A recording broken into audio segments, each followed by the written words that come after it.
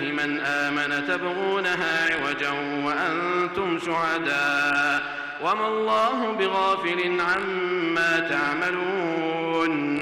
يا أيها الذين آمنوا إن تطيعوا فريقا من الذين أوتوا الكتاب يردوكم بعد إيمانكم كافرين وكيف تكفرون وأنتم تتلى عليكم آيات الله وفيكم رسوله ومن يعتصم بالله فقد هدي إلى صراط مستقيم. أيها الذين آمنوا اتقوا الله حق تقاته ولا تموتن إلا وأنتم مسلمون واعتصموا بحبل الله جميعا ولا تفرقوا واذكروا نعمة الله عليكم إذ كنتم أعداء فألف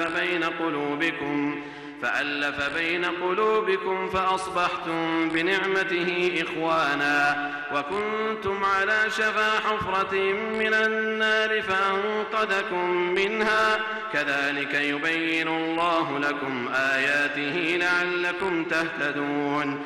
ولتكن منكم أمة يدعون إلى الخير ويأمرون بالمعروف وينهون عن المنكر وأولئك هم المفلحون. ولا تكونوا كالذين تفرقوا واختلفوا من بعد ما جاءهم البينات وأولئك لهم عذاب عظيم. يوم تبيض وجوه وتسود وجوه فأما الذين اسودت وجوههم أكفرتم بعد إيمانكم فذوقوا العذاب بما كنتم تكفرون. وأما الذين ابيضت وجوههم ففي رحمة الله هم فيها خالدون.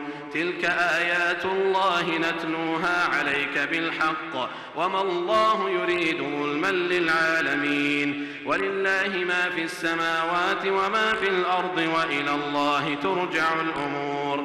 كنتم خير أمة أخرجت للناس تأمرون بالمعروف وتنهون عن المنكر وتؤمنون بالله ولو آمن أهل الكتاب لكان خيرا لهم منهم المؤمنون وأكثرهم الفاسقون.